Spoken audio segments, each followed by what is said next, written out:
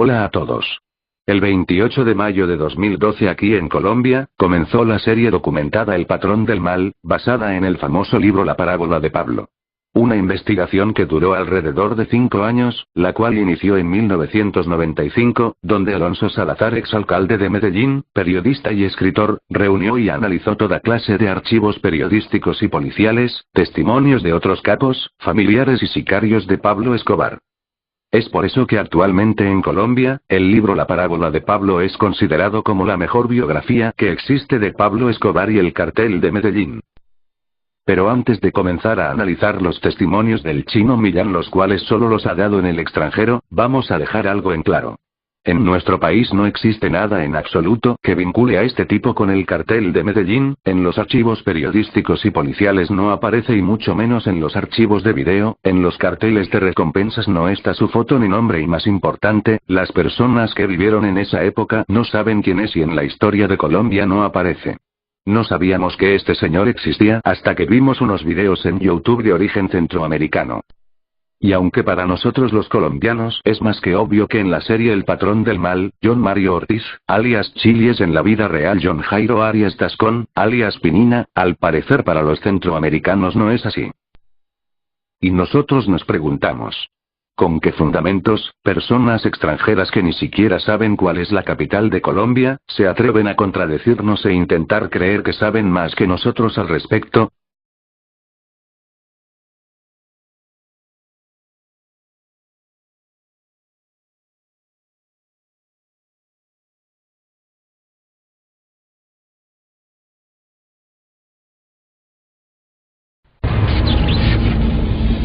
Y aquí seguimos en el lanzamiento de Escobar, El Patrón del Mal. Me encuentro pues con Chili, la mano derecha de Pablo Escobar en esta producción. Cuéntanos un poco de este personaje.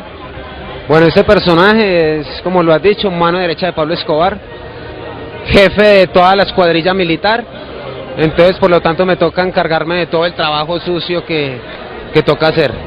Cuéntanos cómo fue esta preparación, cómo hizo usted para tratar de hacer un personaje como este tan importante en la historia, además.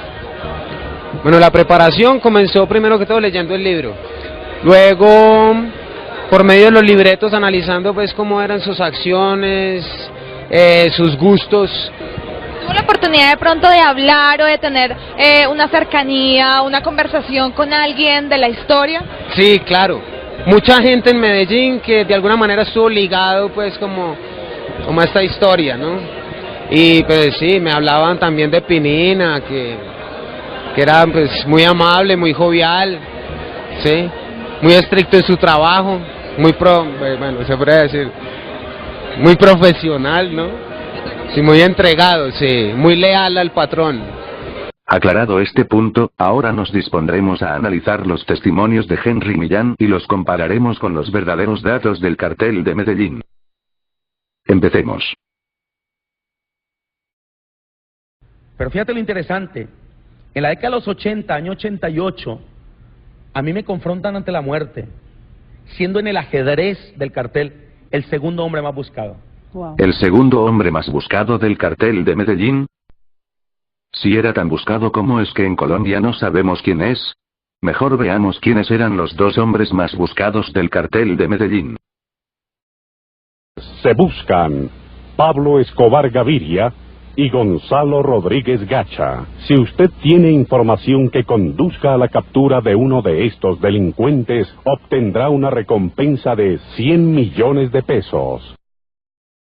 Soy de un país lindo, Colombia, nacido en Cali, criado en Medellín. Este señor es de Cali, según él, criado en Medellín. Con la guerra tan grande que había en ese tiempo entre el cartel de Cali y el cartel de Medellín, sería un suicidio tener este caleño en un esquema donde todos los sicarios de Pablo Escobar eran de Antioquia. Pero mejor miremos qué dijo en otro video tiempo después. Crezco en una sociedad con el mismo nivel de conflicto. En mi país, Colombia, el barrio Envigado. ¿El barrio Envigado? Lo sentimos, pero Envigado no es un barrio, es una ciudad. En todo caso, no vivió en ninguno de los dos lugares. ¿Viste la muerte de Carlos Leder cuando él tuvo el problema con Pablo, que Pablo dijo que se fuera de la hacienda Nápoles? Que claro, ahí yo estuve en vivo y él en directo. Él mató a un amigo de ustedes en la hacienda Nápoles. El parcerito más grande por su novio. ¿Cómo se llama? Bueno, el parcerito más grande le decíamos al zurdo. El zurdo, lo mató Carlos Leder. Lo mató Carlos Leder. Carlos Leder sí mató a un escolta de Pablo Escobar en una fiesta, el problema es que no era ningún Alex zurdo. Veamos una parte del libro, El verdadero Pablo Sangre, Traición y Muerte, el cual recopila los testimonios de un verdadero sicario del cartel de Medellín, alias Popeye. Podíamos tener control de una región para hacer una fiesta. Venían prostitutas como el día que Carlos Leder selló su suerte, que mató al Rollo, un muchacho del patrón, lo mató en una fiesta porque Leder estaba loco, porque él tenía paludismo cerebral y fuera de eso era cocainómano. Es cierto que tenía una relación con García Márquez, con Gabriel García Márquez. Claro. Bueno, ahí hay un libro que habla mucho de nosotros, que es Historia de un secuestro. No quiero decir Historia de un secuestro. Claro. El libro en realidad se llama Noticia de un secuestro, y narra el secuestro de Maruja Pachón, Diana Turbay y 8 personas más. Ordenado por Pablo Escobar y ejecutado por la banda de sicarios Los Priscos, que en la serie El Patrón del Mal son nombrados como los Chuscos. El único problema es que estos secuestros fueron realizados en noviembre de 1990, y según el chino Millán él fue capturado en 1988, y a principios de 1989 ya predicaba. Entonces, ¿cómo pretende salir en este libro? En aquella etapa clandestina, en aquella etapa final de Pablo Escobar Gaviria, ¿tuviste algún contacto con él? Sí, con él. Pude compartirle, pude hablarle del Señor. ¿Pudo hablar con él? Esto debe ser lo más ridículo que ha dicho este sujeto. Pablo Escobar estaba en total clandestinidad ya que era buscado por la DEA, el Bloque de Búsqueda, la CIA, el Ejército Nacional, el DAS, y los Pepes. El chino Millán viviendo en el extranjero, ¿cómo hizo para ubicarlo y encima solo para hablarle del Señor? ¿Tú matabas niños? No, ¿Y eso mujeres? es código, tampoco. Los narcos, eso es código, Julio. Eso es código, eso no existe en el narcotráfico, especialmente en la vieja escuela. Parece que el chino Millán trabajó para otro Pablo Escobar, ya que los del cartel de Medellín no eran narcotraficantes, eran narcoterroristas que mataban niños, mujeres, ancianos y todo el que se atravesara en su camino, con tal de cumplir con sus objetivos. Miremos qué dice alias Popeye, que actualmente está en la cárcel de máxima seguridad de Cómbita en Colombia, pagando 26 años de prisión por los crímenes que cometió con el cartel de Medellín. Estamos defendiendo una posición, la de Pablo Escobar. Para nosotros era un gran líder, era nuestro Dios. Si nosotros para matar a una persona que iba contra nuestro Dios, teníamos que matar 1000 inocentes, no había ningún problema. No había ningún remordimiento. Y usted se va volviendo más duro, y más duro, y más duro. Cuando usted ya llega a esa dureza del año 1989, no hay ningún problema en volar el avión de avión que matar a su padre. Porque usted no está pensando cuando va a colocar una bomba, mato al señor que es cantante. En la casa hay 3 niños, uno de 22, otro de 7, otro de 2 años, porque somos criminales. Okay. Este hombre, John Sangre, Henry, traición y muerte. era de los 5, yo no quiero decir el sicario, porque era el entorno de Pablo, era su mano derecha, su confianza, de los 5 hombres que lo acompañaron hasta el final a Pablo. ¿Mano derecha de Pablo Escobar? Entonces alias Pinina y alias Popeye, ¿quiénes eran? Veamos un texto del libro Sangre, Traición y Muerte donde alias Popeye nombra a los hombres de más confianza de Pablo Escobar.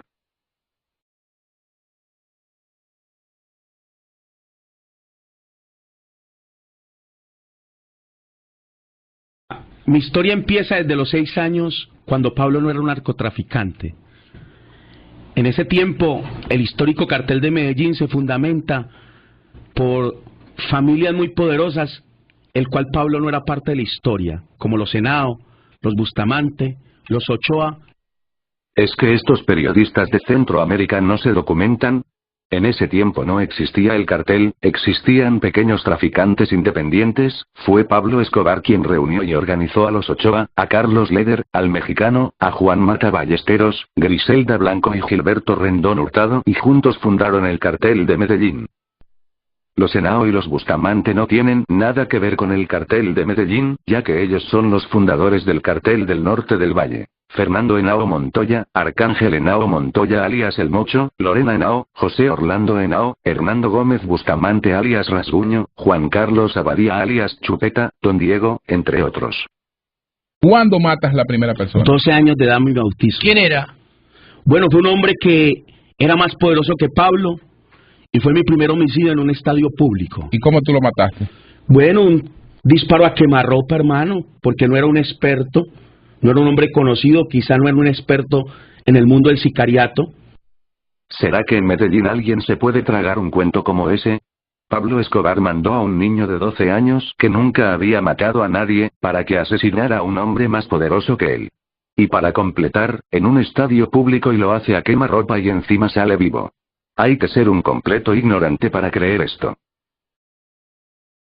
No te lo cuento yo, o sea, se lo dice la historia, porque fui uno de los líderes y el fundador del parche más bravo de Pablo. ¿Cuál era el Empezamos con parche más bravo? 126, los tesos. Los tesos. Claro. Disculpe, pero el único que lo cuenta es usted. ¿El parche más bravo eran los tesos? ¿Y eso qué es?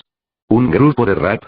La historia nos cuenta que al servicio del cartel de Medellín hubo varias bandas de sicarios, los Magníficos, los Nachos, entre otras, pero la principal y más antigua fue la sanguinaria banda de los Priscos.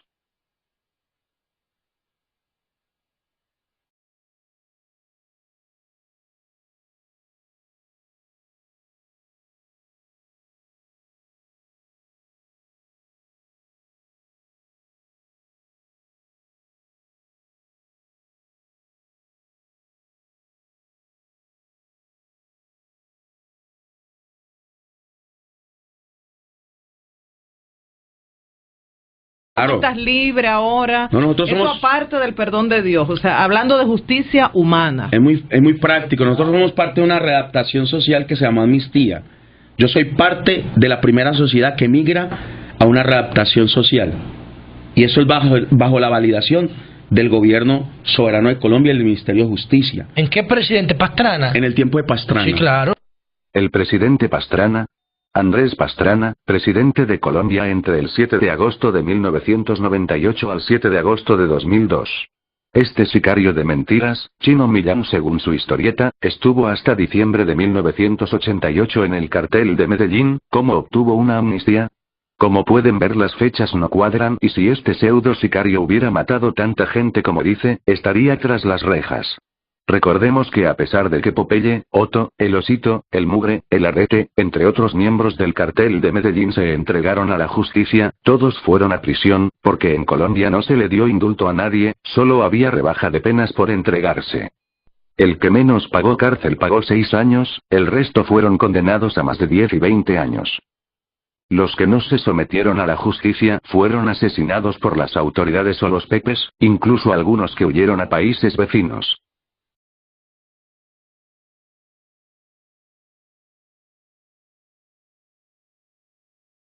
Precisamente mi fundación es una fundación patrocinada por el presidente de los Estados Unidos en diferentes países del mundo. ¿Pero desde cuándo? Wow, desde el año 89-90. Ya en 1989 tenía una fundación en Estados Unidos. Según él, supuestamente se retiró del cartel en diciembre de 1988, era drogadicto desde los 7 años y había matado más de 200 personas. No hay que ser experto para saber que una persona así necesita de un tratamiento psicológico especializado para lograr su rehabilitación y readaptación a la sociedad, lo que en muchos casos no se logra al 100%. A esto se le suma que en su autobiografía dice que a finales de 1989 conoció a una mujer en Brasil que le predicó el evangelio. ¿Cómo hizo para salir de Colombia y viajar a 2 países y sin rehabilitación y sin amnistía y hasta sin visa? Ya que él mismo dice que fue después de 1990 que lo indultaron. ¿Cómo diablos le otorgaron la visa para Estados Unidos a un delincuente? Pues sencillo, se la dieron porque no tenía antecedentes penales, porque no fue sicario de ningún cartel. Antes de convertirme yo ganaba $6.5 millones por atentado con Pablo. Tenemos hoy con nosotros a John Henry Millán. Desde los 13 hasta los 17 años trabajó como sicario o asesino a sueldo. Ha matado varias personas por contrato. Por cada asesinato le pagaban de 5 a 10 mil dólares.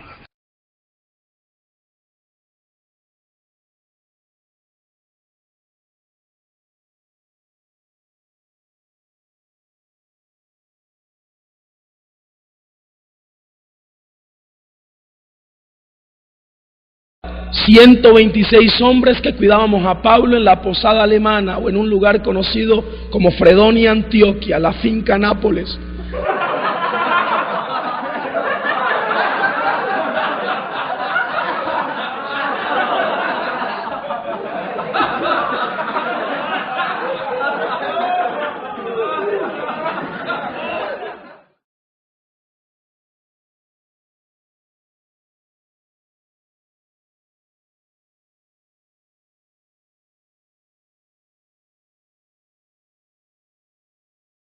Nosotros vivíamos en un recinto llamado la finca Nápoles, en Fredonia, Antioquia. Puro paisa. El solo grupo de centinelas que rodeaba la finca llegaba a más de 500 personas. Afuera tenía a John Lennon, una figura estatuada en oro de 24 quilates que se la estatuó Botero, evaluada de más de 10.5 millones. Ya dijimos que no es finca Nápoles, es Hacienda Nápoles. Y no está en Fredonia, está ubicada en el municipio de Puerto Triunfo. La estatua de John Lennon no está afuera de la Hacienda Nápoles, la famosa estatua se encuentra en una propiedad de Carlos Leder, llamada la Posada Alemana, en la ciudad de Armenia. No es de oro de 24 quilates, esta estatua es de bronce. Y no es una obra de Botero, fue hecha por otro gran escultor colombiano, llamado Rodrigo Arenas. Bueno amigos, como han podido ver, este sujeto vive en un mundo de mentiras, las cuales son fáciles de ver si se es colombiano o si se investiga un poco. La gente que no conoce nada sobre la verdadera historia del cartel de Medellín se traga fácilmente estos cuentos. Pero hay que admitir que hay cosas inverosímiles las cuales hay que ser demasiado ingenuo para creerlas. Además, hay muchas cosas más para desmentir, pero necesitaríamos un video de por lo menos 5 horas. Las pocas cosas coherentes que cuenta Henry Millán en sus testimonios, son cosas que cualquier colombiano las sabe, sin necesidad de haber trabajado para Pablo Escobar, ya que desde los inicios de la década de los 90, se han publicado muchos libros y se han hecho muchos documentales en nuestro país. Conclusión. Este personaje se creó una gran historia la cual ha difundido por más de 20 años en países centroamericanos y en comunidades latinas norteamericanas, una historia llena de relatos tergiversados y fantasiosos que difieren demasiado con relación a la historia que conocemos los colombianos. Entonces, ¿cómo estos periodistas de Centroamérica le hacen una entrevista y no caen en cuenta de todo eso? Es muy sencillo, eso se llama complicidad.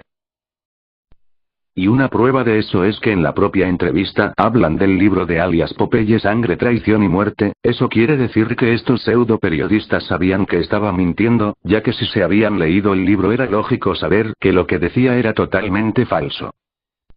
Y un ejemplo de esto es la parte donde él cuenta que el comandante del bloque de búsqueda supuestamente lo capturó en 1988 y lo dejó escapar porque el chino Millán se parecía a su hijo muerto en un accidente y que este comandante fue destituido y enviado a la cárcel por haber hecho eso.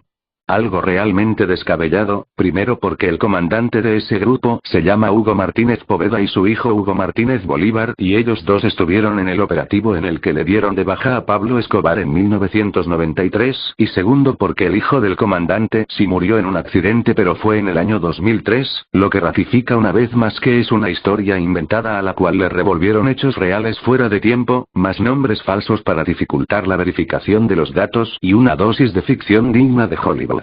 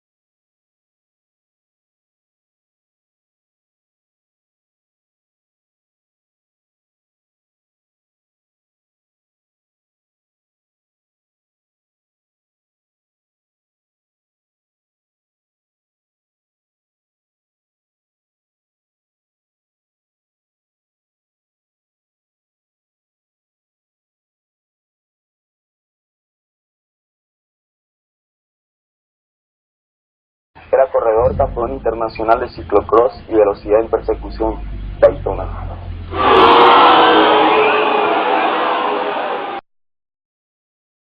Un poco de este personaje. Bueno, este personaje es, como lo has dicho, mano derecha de Pablo Escobar, jefe de toda la escuadrilla militar, entonces por lo tanto me toca encargarme de todo el trabajo sucio que toca hacer.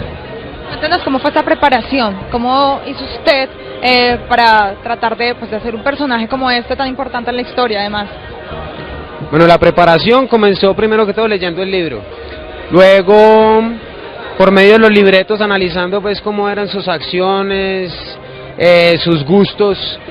¿Tuvo la oportunidad de pronto de hablar o de tener una cercanía, una conversación con alguien de la historia?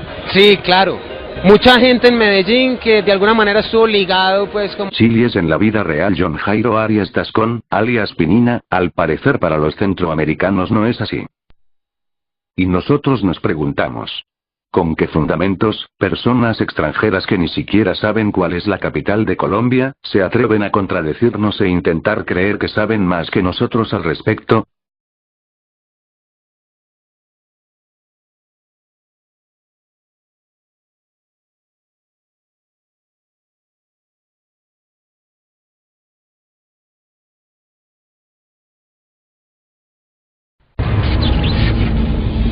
Y aquí seguimos en el lanzamiento de Escobar, el patrón del mal. Me encuentro pues con Chili, la mano derecha de Pablo Escobar en esta producción. Cuéntanos como esta historia, ¿no? Y pues sí, me hablaban también de Pinina, que era pues muy amable, muy jovial, sí, muy estricto en su trabajo, bueno, se podría decir, muy profesional, ¿no? Sí, muy entregado, sí, muy leal al patrón. Aclarado este punto, ahora nos dispondremos a analizar los testimonios de Henry Millán y los compararemos con los verdaderos datos del cartel de Medellín. Empecemos.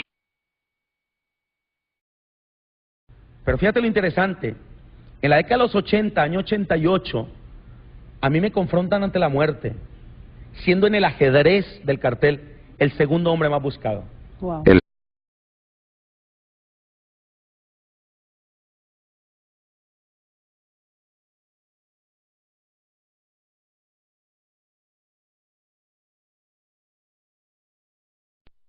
Hola a todos. El 28 de mayo de 2012 aquí en Colombia, comenzó la serie documentada El Patrón del Mal, basada en el famoso libro La Parábola de Pablo.